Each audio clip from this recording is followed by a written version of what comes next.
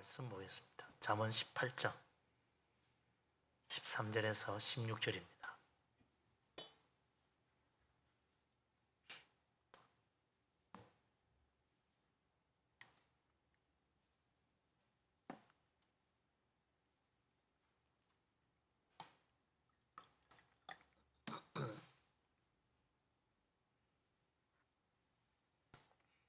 다 같이 잠언 18장 13절에서 16절까지 말씀을 한 목소리로 받들어 읽겠습니다. 사연을 듣기 전에 대답하는 자는 미련하여 욕을 당하느니라. 사람의 심령은 그의 병을 능히 이기려니와 심령이 상하면 그것을 누가 일으키겠느냐. 명철한 자의 마음은 지식을 얻고 지혜로운 자의 귀는 지식을 구하느니라. 사람의 선물은 그의 길을 넓게 하며 또 존귀한 자 앞으로 그를 인도하느니라. 아멘.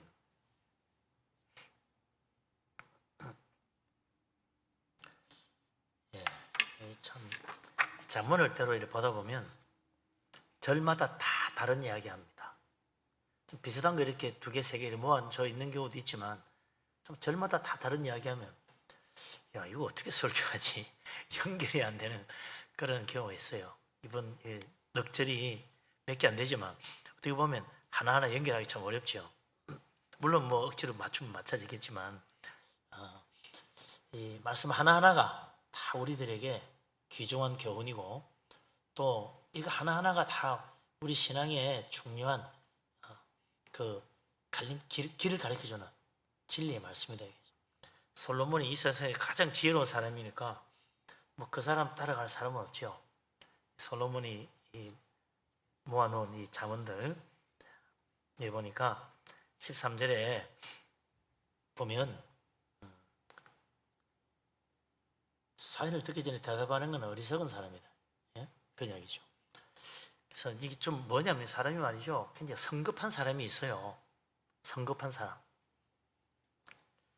물론 뭐든지 빨리빨리 하면 좋지만 그렇다고 해서 그렇게 성급하게 하다가는 실수하기 쉽은 거예요. 실수하기 쉬운 거죠. 뭐 이왕 하는 일이라면 빨리 하는 게 좋죠. 뭐 느릿느릿 하고 있으면 답답하잖아요. 그러니까 유명한 격언에 내일 할 일을 오늘 할 일을 내일로 미루지 말라. 예. 오늘 할 일을 내일로 미루지 말라는 말도 있잖아요. 그런데 게으른 사람 자꾸 미룹니다. 다음에 하지. 그러다 못해요. 그래서 기회를 놓치는 거죠. 그래서 일단 하기로 결정했으면 빨리 해버려야 되는데 그게 잘 안 되는 사람들이 있습니다. 우리나라는 더구나 빨리빨리 문화가 있잖아요. 그래서 빨리 쉬워야지. 느린 건 딱 질색이에요. 우리 한국 사람들은 느린 건 딱 질색이라. 뭐 그런 덕분인지 우리나라가 이렇게 세계에서 가장 빨리 경제 발전이 되고 또 교회도 역사상 가장 빠르게 부흥되고 뭐 그런 특색이 있습니다만 그것도 참 감사한 일이고 축복인데 그러다 보니 허점이 많은 거야. 열심히 빨리 하다 보니까 허점이 생기고 또 자꾸 실수가 생기는 거죠. 그래서 일 빨리빨리 하다 보니 뜻밖의 또 안 해도 되는 고생을 하는 경우도 있다. 차근차근 했다면 안 해도 될 고생을 빨리 하다 보니 하게 되는 거죠. 솔로몬이 오늘 그래서 성급하고 서두르는 사람에게 이제 지혜의 말씀을 주십니다. 13절에 뭐라고 해요? 다시 한번 보죠. 같이 읽어봅시다. 사연을 듣기 전에 대답하는 자는 미련하여 욕을 당하느니라. 예. 성급하면 자칫하다가 실수해가지고 창피를 당할 수 있다. 그런 이야기죠. 빨리빨리 하면 좋은데 그렇다고 너무 서두르지 말아라. 다시 한번 짚어보고 자세히 들어보고 그러고 결정이 더 늦지 않다 이거죠. 특히 남의 문제에 대해서는 앞뒤 사정을 들어봐야지. 미리 짐작하고 판단을 하거나 한쪽 말만 듣고 나가다가는 낭패당할 수 있다. 나중에 아차 이거 어떡하지? 돌이킬 수 없는 그런 실수가 있어가지고 후회할 수도 있는 거죠. 세상 일도 그렇지만 믿음 생활은 더 그래요. 신앙생활 하는 데는 특히 항상 늘 하는 이야기지만 나 중심으로 신앙생활하면 안 된다. 항상 뭐 중심으로 해야 됩니까? 하나님 중심으로.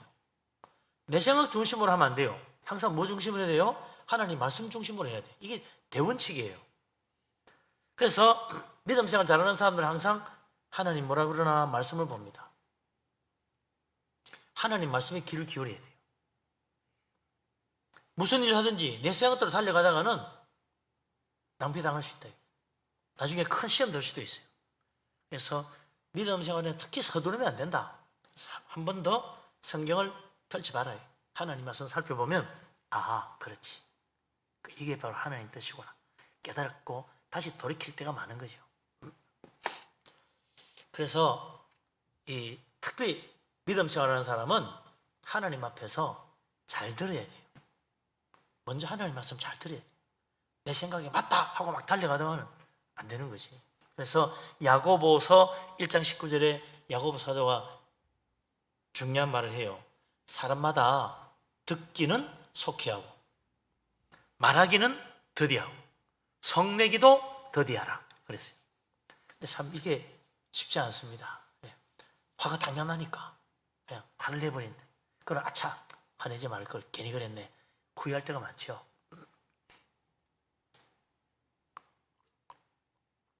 성급한 사람은 또 말도 그냥 해버려. 아이고 주소 담지를 못해가지고 쩔쩔매는 경우가 생기죠. 그래서 먼저 말하기 전에 들으려고 해야 된다. 듣는 게 지혜입니다. 솔로몬의 지혜는 다른 거 아니에요. 하나님께 구애가 받은 지혜는 듣는 지혜를 달라 그랬어요. 들어야 이게 뭐가 문제가 있고 어디가 누가 잘못했는지 알 수가 있지. 안 듣고 가만히 내가 보기에 그냥 저 사람이 착해 보이네 이래가지고 안 되는 거죠. 한쪽 말만 듣고 이게 맞구나 이래도 안 된다 이거죠. 듣는 귀가 있어야 돼. 듣는 지혜. 그게 솔로몬이 구한 지혜입니다. 그래서 듣는 귀, 들을 수 있는 마음을 가져야 지혜로워진다. 그래서 솔로몬은 많이 들은 거야. 많이 들어가지고 지혜로운 사람이 된 거예요. 그래서 이 세상에서 지혜로운 사람들은 대개 보면요 많이 배운 사람이에요. 많이 들은 사람. 배운다는 게 뭐예요? 많이 듣는 게 배우는 거지. 그래서 솔로몬이 세상에서 가장 지혜로운 사람이 된 것은 잘 들었기 때문에 그런 거다. 그래서 우리 믿는 사람들은 특히 하나님 앞에서 입을 열기보다는 귀를 열어야 된다. 하나님 앞에 먼저 내가 뭘 구할까 하기 전에 먼저 하나님이 나에게 뭘 원하시나 그것부터 살펴야 돼요. 그게 진짜 기도하는 자세야. 되게 사람들은 하나님이 나에게 뭘 원하시나 그거는 별로 생각 안 하고 내가 하나님께 원하는 것만 막 요구해요. 그러다 보니 기도는 열심히 하는데 응답이 없는 거지. 그럼 뭐 답답하죠. 다른 것도 마찬가지예요. 항상 하나님 말씀에 먼저 귀를 기울여야 된다. 그러려면 하나님 앞에 잠잠해야 돼요. 그래서 하나님 앞에 올 때는 예배당에 와서 예배하고 기도하고 할 때는 먼저 잠잠해야 돼요. 내 입을 다물고 하나님 뭐라 그러시나 하나님께 초점을 딱 맞춰야죠. 그러면 하나님의 뜻을 알게 된다. 그래서 우리는 무슨 일을 하기 전에 먼저 이게 하나님의 뜻인가, 하나님 기뻐하시는 뜻이 맞는가, 지금 내 생각이 하나님의 뜻과 잘 맞아지는지 항상 한번 살펴봐야 돼요. 그러고 일을 해야지. 말을 해도 다시 한번 내가 이게 하나님 말씀이 맞는지 한 번 더 살펴보고 말을 해야 된다. 이 지혜로운 거죠. 그런데 들어보면 하나님 말씀 듣고 하나님 뜻을 깨닫기도 전에 먼저 그냥 이거 해야 돼 하고 막 달려가는 거예요. 그리고는 그러다 보니 낭비를 당하지. 남에게 때로는 상처를 주기도 하고 그런 일이 생기는 거죠. 그래서 시편 1편에도 뭐라고 했어요? 복 있는 사람 어떤 사람이에요? 하나님 말씀을 주의하러 묵상하는 사람. 하나님 말씀을 항상 보고 하나님 말씀을 내 마음속에 받아들이는 사람.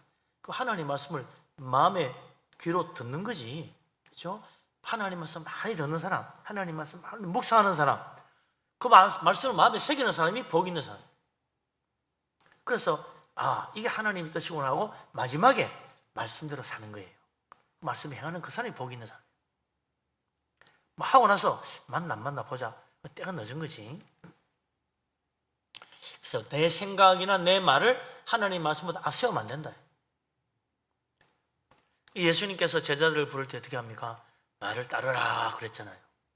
예수님 따라가는 게 제자지. 그 말은 네가 말이든 행동이든 생각이든 나보다 앞서가지 말라는 거죠. 예수님보다 앞서가면 안 돼. 항상 예수님 뒤를 바라보고 말을 하든 생각을 하든 무슨 일을 하든 결정을 하든 다 예수님 뒤를 따라가면서 주님 따라해야 돼요. 생각도 주님 따라, 말도 주님 따라, 네? 그리고 행동도 주님 따라, 무슨 일을 결정할 때도 주님 따라. 항상 그게 맞는지 봐야 돼요. 그래서 나는 항상 예수님 뒤에 있어야 됩니다. 잘 따라가려면 뒤에 서야지 앞에 서면 안 되잖아요. 예수님이 십자가 지고 가니까 그래 나도 예수님 본받아 십자가 지고 가는 거예요.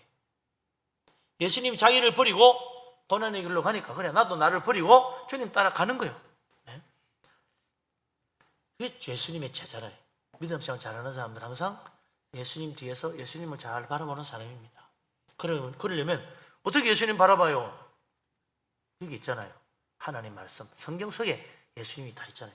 예수님 그랬어요. 이 말씀에 모든 말씀은 다 예수님 나를 가르치는 것이라고 그랬어. 그러니까 창세기 1장부터 요한계시록 22장까지 처음부터 끝까지 다 누구 이야기냐면 예수님 이야기예요. 아, 그 예수님 말씀이구나. 예수님이 이렇게 하라는 거구나. 살펴보고 말씀에 귀를 기울여서 잘 듣고 행하는 사람은 복 있는 사람, 지혜로운 사람, 믿음 좋은 사람이 되는 거죠. 우리 하나님 오늘도 우리에게 이 듣는 귀를 가지기를 원하십니다. 하나님 말씀 내가 100마디 하기 전에 1000마디 더 들으려고 해야 된다. 한마디 하기 전에 먼저 많이 들어야죠. 그래 성급하게 마부터 쏟아내고 나면 나중에 못 끄다들이가지고 참 낭비당할 수 있잖아요. 그래서 귀를 열어서 하나님 말씀을 듣고 마음을 열어서 하나님 말씀 마음에 묵상하고 그래서 하나님이 기뻐하시는 뜻이 맞는지 다시 확인하고 정말 말씀대로 행할 때 하나님께서 어디로 가든지 형통하게 하고 뭘 하든지 잘 되게 만들어 주신다. 그래서 들어와도 복 받고 나와도 복 받는 사람 되시기를 바랍니다. 아멘. 자, 이제 우리가 일상 사는데 야, 그러고 보니까 믿음 생활 잘하려면 마음의 자세가 중요한 거야. 마음이 올바라야지. 그 믿음 생활 잘하려면 또 말이죠. 마귀가 또 여러 시험하거든요. 그러니까 마음이 강해야 돼. 마음이 약하면 안 돼요. 그냥 교회 가긴 가야겠는데 저 사람 때문에 그냥 못 가겠네. 아이고 또 어떻게 누가 또 뭐 하자는데 또 오늘 주일날 빠지고 그냥 가줘야 되겠네. 이렇게 하면요 사람 마음이 흔들려 가지고 사람에게 약해가 끌려가면 안 되는 거죠. 그래서 좀 강해야 돼. 그래서 오늘 여기 마음에 대한 이야기가 이제 14절에 나오는 거죠. 솔로몬이 마음이 참 중요하다. 마음이 우리가 생각하기에 물질이 강하고 마음은 약한 것 같은데 눈에 안 보이니까 마음이 뭐 여리고 약한 것 같지만 천만에 어떻게 보면 물질이나 육체보다 더 강한 게 마음이 강하면 다 잘 될 수 있는 거죠. 솔로몬이 14절에 참 중요한 말을 합니다. 같이 한번 읽어보죠. 사람의 심령은 그의 병을 능히 이기려니와 심령이 상하면 그것을 누가 일으키겠느냐. 아멘. 병이 들어서 무슨 병이 들어요? 육체의 병이 들어서. 그런데 심령이 강하면 이길 수 있다. 이 심령이라는 말은 영혼이라는 뜻이에요. 히브리 말로 영혼, 영이란 말. 내 영이 강하면 이길 수 있다. 또 마음이 약해버리면 영이 약하면 영혼이 병들고 약하면 어떡하냐? 그러면 누가 그 사람 이렇게 죽여?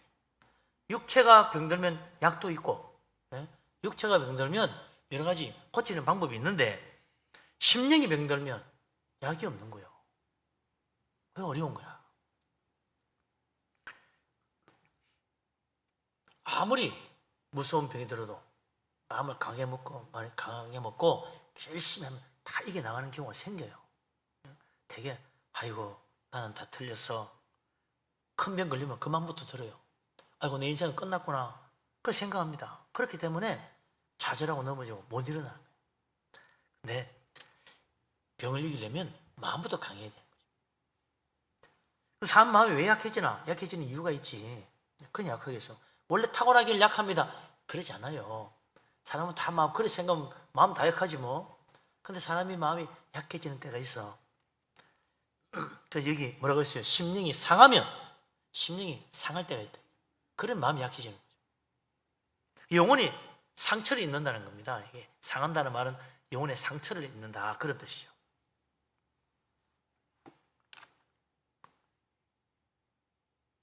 마음의 병 참 고치기 어렵습니다. 마음에 상처받으면 쉽게 안 고쳐져요. 아니 뭐 몸에 상처 나고 편한 거야 뭐 약 발라주면 원래는 사흘만 지나면 일단 고통은 사라지고 한 일주일 지나면 딱지 않고 그럼 며칠 더 지나면 딱지 떨어지면 끝나는 거지. 한 2주 지나면 웬만한 상처는 다 나아요. 네? 수술해도 사흘 고통이래요. 사흘 지나면 일단 아픔이 다 가십니다. 수술한 부위가 아무리 큰 수술해도 물론 아프지. 근데 일단 극심한 고통은 사라지는 거죠. 그래 이제 살살 나아지는 거 아닙니까? 그러니까 육체의 병 회복하기 쉽다 이게. 근데 마음의 병은 보여야지 어디 약이라도 발라주고 어디 상처 마음에 상처가 나서 보여야 거다가 싸매주기라도 하지. 이런 건 보여야 말이지. 알 수가 있나? 여기가 아픈지 저기가 다쳤는지 마음을 알 수가 없잖아요. 그러니까 이게 참 치료하기 어려운 거죠. 그래서 오늘날도 육체의 병은요, 병원이 얼마나 많아요. 정말 온갖 의술이 발달해가지고 참 이제는 웬만한 병 다 고친다 그래요. 그런데 마음의 병, 정신적인 병, 영혼의 병 제대로 못 고칩니다. 지금도 여전히요, 이 마음의 병 치료하는 거는 걸음마예요, 걸음마. 이 육체의 질병 고치는 것에 비하면 걸음마에 불과하다. 아주 낙후되어 있어요. 지금 최근에 좀 많이 발전하긴 발전했지. 아직은 단순합니다. 왜? 사람 마음 모르는 거야. 보여야 말이지. 뭐 눈 감고 더듬어서 고치는 거나 비슷한 상황이죠. 마음에 병드는 거, 심령이 상하기 때문이다. 마음에 상처를 입는 거예요.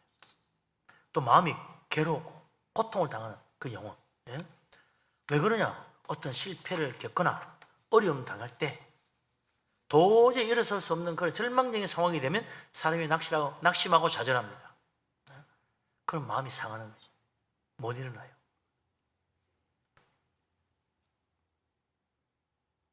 그뿐만 아니라 너무 지나치게 말이죠. 모욕적인 말을 듣거나 그래도 사람 마음이 상하죠.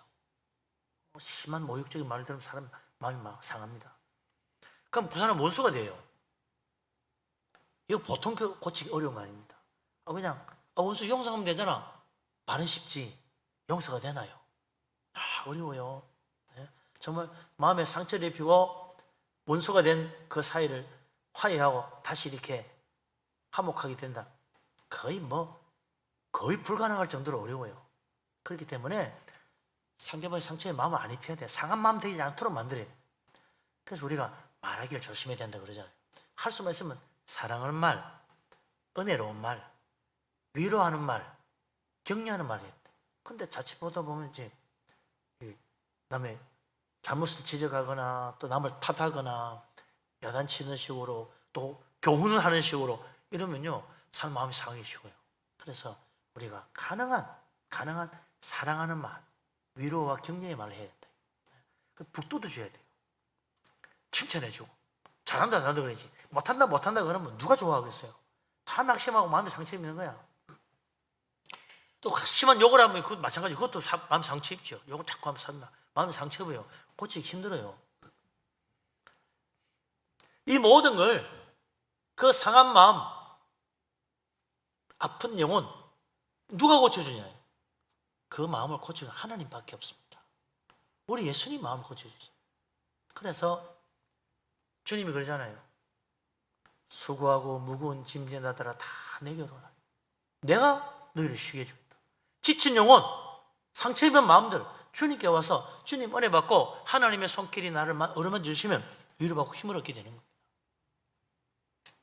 낙심하지 않도록 연약한 자에게 힘을 북돋워 주시는 분 하나님. 상처 입은 마음 어루만져 주시고 고쳐주시는 분 하나님입니다. 하나님 마음 누가 고쳐줘? 못해요. 그 슬픔 가운데 있는 자 위로해 주실 분이 누구냐? 하나님밖에 없습니다. 다른 사람 다 삼자예요. 어떡할 거야? 아유 그렇게 아파? 그렇게 슬퍼? 아유 그렇게 낙심이 돼? 그렇게 마음이 아파? 그 이상 뭐라 그럴 거야? 아무것도 못해요. 그죠? 손잡아주고 등 두들겨주고 아유 힘내세요 하고 막 그밖에 더 있나 뭐? 그 아픈 마음을 대신해 줄 수가 있어요? 예? 상한 마음을 어떻게 어루만져 줄 거야? 안 되는 거지. 근데 하나님은 하십니다. 어떻게 하냐? 말씀으로 위로한다. 말씀으로. 예? 모세가 죽은 다음 모세의 뒤를 이어 이스라엘의 지도자가 된 여호수아. 야, 막막하지. 자기는 모세 같은 그런 놀라운 능력이 없어. 자기는 모세처럼 그렇게 남마다 하나님 보고 뭐 그렇게 하지도 못해서 어떻게 이 많은 사람들 이제 그냥 광야 생활 다니고 가나안 땅 들어가야 되는데, 야, 막막하지요. 걱정이 태산이라. 그때 하나님께서 여호수아에게 나타나십니다. 하나님 말씀하십니다. 여호수아야, 두려워하지 말라. 강하고 담대하여 나의 종 모세가 내게 명한 그 율법 다 지켜 행하라. 좌로도 우로도 치우치지 말라. 그리하면 네가 어디로 가든지 형통할 것이다. 왜 걱정하냐? 모세가 왜 그렇게 놀라운 능력을 나타내냐? 다른 거 없어. 너가 똑같은 사람인데 어쩌면 네보다 더 못해. 그런데 모세는 그래서 하나님 말씀 붙들고 산 사람이요. 하나님 말씀을 기억하고 하나님 말씀대로만 했어. 좌로도 우로도 뭐 치우치지 않고 오직 말씀대로만 고집스럽게 갔어. 그래서 그거 형통했던 거야. 너도 그렇게 하면 돼. 그러면서 하나님이 다시 또 반복해서 말씀합니다. 내가 네게 명령한 것이 아니냐? 강하고 담대하라. 두려워하지 말며 놀라지 말라. 네가 어디로 가든지 내 하나님 여호와가 너와 함께 하느니라.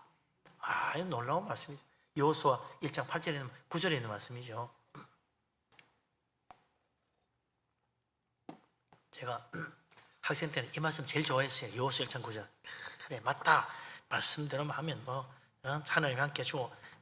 여호수아 7장 8절, 1장 7절 8절 9절 이 말씀, 그래, 말씀대로만 하면 다 형통하구나. 성공의 길이 여기 있구나. 이 무슨 인생에 성공하는 길 가르쳐 주는 건 줄 알아서 믿음으로 가는 건데, 이 여호수아가 하나님 말씀 듣고 힘을 얻었어요. 와, 모세가 죽었다 어떡하지? 내게 막이 탁 맞아가지고 큰일 났네. 이건 뭐 어쩔 바를 모르고, 모세가 죽었다는 그 자체가 그에게 큰 상처야. 예? 모세를 그렇게 의지했는데 모세가 죽었어. 어떻게 해? 뭐 이러지도 못하고 저러지도 못하고 막 완전히 사람이 의욕 상실 했는데, 하나님이 나타나가지고 강하고 담대하라. 하나님 말씀대로 가면 된다. 내가 모세와 함께 한 것처럼 내가 너와 함께 하겠다. 그게 용기를 내가지고 이스라엘 모든 백성들의 지도자를 모아가지고 그들에게 말합니다. 가나안 땅으로 들어가자. 하나님 우리와 함께 하신다. 능히 저 가나안 땅 차지할 수 있다. 그들을 치고 우리가 그들을 다 물리치고 우리가 이 땅을 차지할 수 있다. 가자. 그걸 모든 사람들이 일어나가지고 요단강 건너가지고 가나안 땅 들어가서 큰 성공을 하잖아요. 네? 위대한 여호수아가 다 했다. 그러면 아무리 절망적인 상황, 야, 의지할 데 없다, 정말 맥 빠진다, 상처다, 괴롭다, 힘들다, 그럴 때는요 단대 갈 거 없어요. 사람 바라보지 말고 하나님께 가면 돼요. 우리 하나님 바라보고 주님 말씀 보면 돼. 오늘 목사님 그러더라고. 내가 너무너무 힘들고 괴로워가지고 상처받고 정말 괴로웠는데 나 이제 목회 못하겠다, 이 교회 그만둬야겠다, 그런 생각을 했대. 너무 괴로웠어. 에이, 교회에서 목회도 못하겠고 다른 것도 안 되고 그냥 나 기도원 갑니다 하고 기도원 들어갔대. 그래가지고 며칠 동안 금식하면서 가만히 시편만 읽었다는 거예요. 시편. 야, 근데 시편이 이렇게 은혜로운 줄 몰랐다는 거예요. 다 자기 보고 하는 이야기들에 다 자기 보고 예? 다 자기 보고 하는 이야기야. 그리고 모세 이야기, 모세가 그래 욕을 먹었는데 어떻게 잘했지. 그래서 민수기 신명 읽어보니까 아, 그렇구나. 그렇게 막 들이받고 미워하고 돌로 쳐 죽이고 할 때도 모세는 오직 하나님 앞에 가서 기도하고, 하나님 어떻게 하면 좋습니까? 하나님 답을 주는 거야. 또 해결되는 거지. 아, 그렇구나. 정말 내가 이건 뭘 하겠나. 저렇게 사람들이 나를 미워하는데 나는 정말 실패한 지도자야. 모세가 생각했는데 한두 번이야 그게. 근데 그럴 때마다 하나님 앞에 가니까 하나님 답이 있는 거죠. 하나님 해결해 주는 거예요. 하나님 용기도 주고 위로해 주고 이렇게 주고. 그래서 모세가 다 해낸 거란 말이에요. 오늘 하나님은 우리들에게 말씀합니다. 나에게 오라. 사람에게 가지 말고 나에게 오라. 하나님 말씀하십니다. 하나님께서 그 하나님 앞에 가고 엎드리고 하나님 앞에 매달리고 하나님 말씀 붙드는 그 사람 다시 일으켜 주십니다. 힘 주십니다. 담대하라, 강하게 하라. 주님께서 피곤하고 지친 심령을 힘을 주시고 위로하시고 이렇게 주신다. 그래서 다시 일어날 수 있도록 만들어 주십니다. 마음이 상한 자 누구도 일으킬 수 없지만 하나님이 일으키신다. 상한 마음 누구도 못 고치지만 하나님은 고치십니다. 우리 하나님의 위로의 손길, 주님의 은혜의 손길 의지해서 믿음으로 일어나 담대히 앞으로 나가고 하나님의 귀한 사역을 감당하고 주님 앞에 영광 돌리는 축복된 사람 되시기를 주님의 이름으로 축원합니다. 아멘. 예. 그러고 보니 지혜롭다는 거, 그거 정말 특별한 거야. 보통 사람 못하겠네. 말씀대로 하기도 쉽지 않지. 하나님 뜻을 어떻게 하고 제대로 할까? 그 굉장히 남다르다 생각하지만 열심히 하고 뭐 굉장히 믿음 좋고 이런 사람들, 기도 열심히 하는 사람 남다른 것 같지만 사실은 그렇지 않아요. 크게 성공한 사람도요, 사실은 별거 아니야. 특별한 생각을 하는 게 아니에요. 이제 어떻게 그 사람이 그렇게 남보다 뛰어나게 성공적으로 모든 잘하시겠으나 이유가 있지. 15절에 솔로몬이 그 비법을 가르쳐 줍니다. 15절 말씀 같이 한번 읽어보십시다. 명철한 자의 마음은 지식을 얻고 지혜로운 자의 귀는 지식을 구하느니라. 아멘. 사람을 지혜롭게 만드는 게 뭐냐? 지식이에요. 지식. 그 우리나라 최고의 지성인이라는 이어령 교수님, 네? 그분 만권의 책을 읽었대요. 아니, 만권이 도서관을 하나 차리는 건데 그 큰 도서관이요. 근데 그 사람은 만권의 책을 다 읽었대. 와, 그러니까 그 사람은 말만 하면요 그냥 술술술 나오는 거야. 다 한마디도 허튼 말이 없어. 예? 정말 그래, 한국 최고의 지성인이라는 말이 붙었잖아요. 어떻게 만권이라는 책을 읽겠습니까? 읽어서 재밌게 보는 거예요. 재밌어서 보는 거야. 또 보고 싶어. 야, 이런 것도 있네, 저런 것도 있네. 계속 보는 거지. 그래서 명철한 사람의 마음은 지식을 얻는다. 착과 더 갖고 싶어. 네? 공부 열심히 하는 사람은요, 책 많이 본 사람은 점점 더 많이 배우고 싶어요. 왜? 배워보니까 재미있거든. 근데 에이, 뭔 소리입니까? 공부가 얼마나 재미없는데 나는 정말 딱 지겹더라. 나는 막 공부하는 거만 막 진절이 난다. 그런 사람 있죠. 근데 지혜로운 사람일수록 많이 배워서 지식이 많은데도 또 더 배우려고 그래요. 또 더 책을 읽고 더 많이 하고 싶어요. 그런데 어리석었고 미련한 사람들은 갈수록 더 멀리 하는 거야. 아이고 지겨워, 그만해. 그냥 안 하는 거야. 그러니까 점점 더 멀어지는 거지. 그래서 지혜로운 사람일수록 더 지식을 구하고 어리석은 사람일수록 오히려 지식이 더 필요한데도 더 알려고 하지 않는다. 그래서 실패하는 거예요. 그래서 열심히 자꾸 배워야 됩니다. 심지어 그러잖아요. 3살 어린애한테도 배울 게 있다고. 그 사람이 지혜로운 사람이죠. 이것도 봐도 배울 거, 저것 봐도 배울 거, 이 사람 말 들어도 맞아, 그렇게 참 좋은 말이네, 저 사람 말 들어도 맞아, 참 귀한 말씀이네, 이렇게 되는 거죠. 그게 중요한 거죠. 그런데 이 세상에도 성공한 사람도 되게 다 열심히 좀 더 뭐 하나라도 더 알려고 그러고 더 배우려는 사람이 다 성공하고 잘 되게 마련인데, 믿음 생활은 더 그렇다. 영적인 지식도 그래요. 눈을 뜨고 하나님 아는 사람은 말씀을 보니까 이야, 이렇게 좋은 말씀이 있나, 은혜 받고 보니 너무 좋은 말씀이야. 또 보고 또 봐. 그래서 말씀이 더 풍성한 축복을 누리는 거지. 그런데 하나님 모르고 믿음 없는 사람은 세상 없이 교회 가면 재미가 없어. 성경 아무리 봐도 거짓말 같고 믿을 거 하나도 없어. 이걸 뭐 좋다고 읽지, 덮어버려. 그러니 점점점 하나님으로부터 멀어질 수밖에 없는 거예요. 그러나 이 말씀의 은혜를 깨닫고 맛을 보기 시작한 사람은 야, 보면 볼수록 놀라운 말씀이네. 그 말씀 읽고 또 읽고 묵상하고 또 생각하고 또 대시해보고, 그래서 믿음이 점점 더 자라는 거예요. 하나님 더 잘 알게 되고 더 열심히 내게 되고, 예? 더 큰 축복받게 되는 겁니다. 예수님이 뭐라 그랬어요? 유명한 말 있죠. 달란트 비유하고 나서 마지막 결론이 뭡니까? 5달란트 받은 자는, 네? 그 5달란트 더 남겨가지고 10달란트 됐는데 그 1달란트 받은 사람 거 뺏어가 저 사람 줘라. 더 받은 거지. 아, 저 사람 많이 있는데요. 그대로 더 주라. 그러면서 말씀하기를 있는 자는 받아 풍족하게 되고 없는 자는 그 있는 것까지 빼앗기리라. 있는 자는 받아서 더 풍족하게 되는데 없는 사람은 내가 가지고 있는 그것까지도, 자기 것이라 생각까지도 빼앗기는 거예요.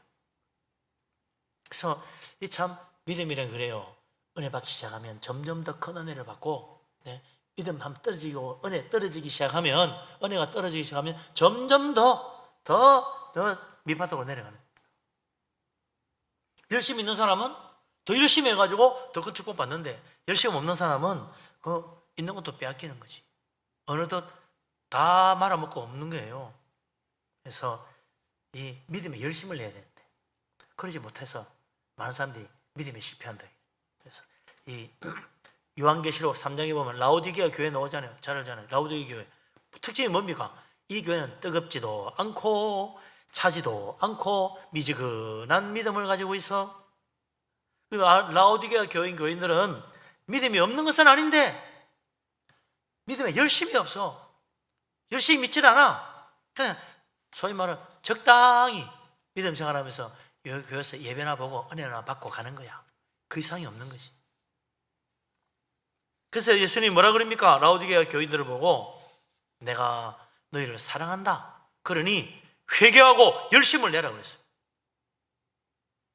주님이 책망하고 징계한다. 그러니까 너희들 빨리 회개하고 열심히 내라. 그렇게 적당히 대충 신앙생활하면 안 된다는 거예요. 하나님 그냥 버려두지 않아요. 만약에 그 사람이 택한 백성이 아니면 하나님 내버려 두겠지. 그래 네 마음대로 가. 그러나 택하신 백성, 하나님이 사랑하는 자라면 반드시 채찍을 드신다는 거예요. 그렇게 적당히 응투를 하면 안 돼. 좀 똑바로 해야지. 주님이 그러시는 거죠. 열심을 내라. 회개하라. 돌이켜라. 미지근하게 신앙생활하지 말고 정말 제대로 해라. 주님이 그러시는 거예요. 예배도 좀 열심히 잘 드리고 성수질 잘하고 또 새벽기도 열심히 하고 찬송도 열심히 하고 해야 되는 거예요. 이런저런 이유로 아이고 찬송 뭐 재미없고 에이 이런저런 이유로 해서 기도하면 뭐해? 예배도 뭐 됐어 뭐 주일 예배만 모으면 되지. 이렇게 자꾸 게으른 쪽으로 가다 보면요 있는 것까지도 다 빼앗기는 거예요.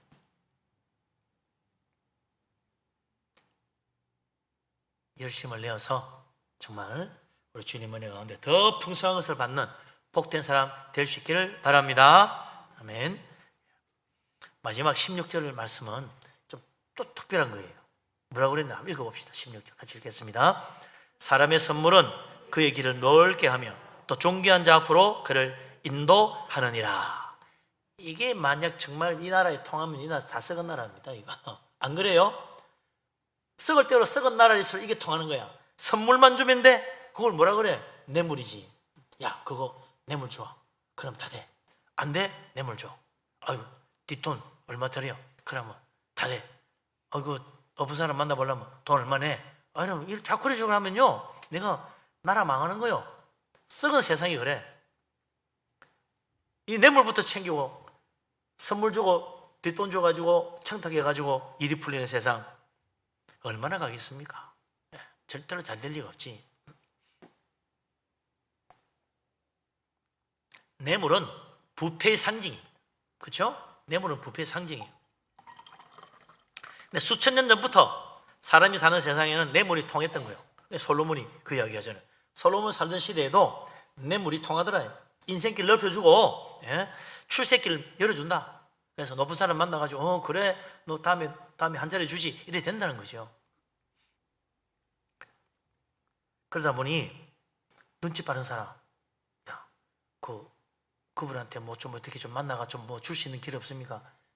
그거 하려면 아무개한테 가봐. 그럼 그 통해. 그래가지고 눈치 빠른 사람 또 희한하게 알아가지고 길을 압니다. 그래가 뇌물을 갖다 준다고. 뇌물이 뭐 주고 싶어서 준다고 주시는 게 아니고 받을 길이 따로 있는 거지. 아무나 받나 눈이 띄게 받는 게 아니잖아요. 그러니까 이거 쉽게 주기도 쉽지 않아. 재주 있는 사람, 눈치 좋은 사람은 또 희한하게 알아가지고 다 뇌물 다 줍니다. 재주 좋은 사람이라고 그러지. 눈치 빠른 사람이라고 그러고 요령 좋다고 그러잖아요. 그런 사람이 세상에 출세 잘하죠. 그러나 계속 그렇게 통해가면 세상이 다 부패하고 타락하고 세상 엉망되는 거예요. 그런데 왜 갑자기 이런 이야기를 할까? 야, 우리 하나님은요 거꾸로 가시는 분이라. 의심 그러잖아요. 세상에서는 권세자들이 높임받고 섬김받지만 하늘나라는 반대다. 하늘나라는 섬기는 자가 높은 자다. 낮은 자가 높은 자다. 그러는 거죠. 섬김받지 말고 섬기는 자가 되어 천국 가서 큰 자가 되느니라 그랬다고. 하나님 세계는 거꾸로요. 이 세상은 뇌물을 줘서 형통하게 잘 되지만 하나님 나라는요, 하나님으로부터 잘 받아야 돼. 많이 받아야 믿음도 잘하고 축복받아요. 참 희한한 거요. 예? 은혜를 많이 받아야 돼.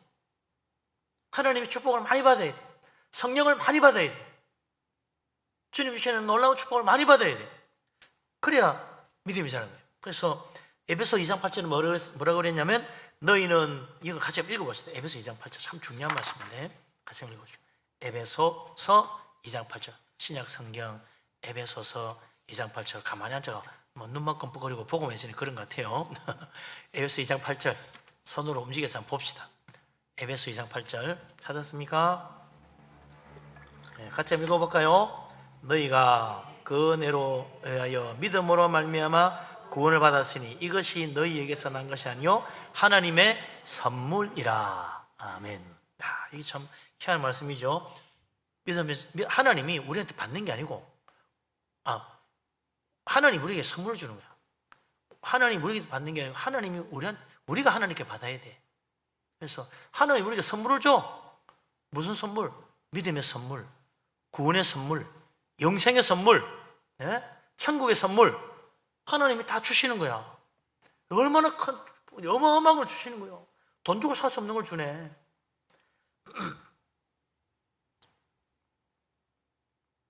뇌물과 선물의 차이가 뭐냐? 뇌물은요, 반드시 대가를 치러야 돼.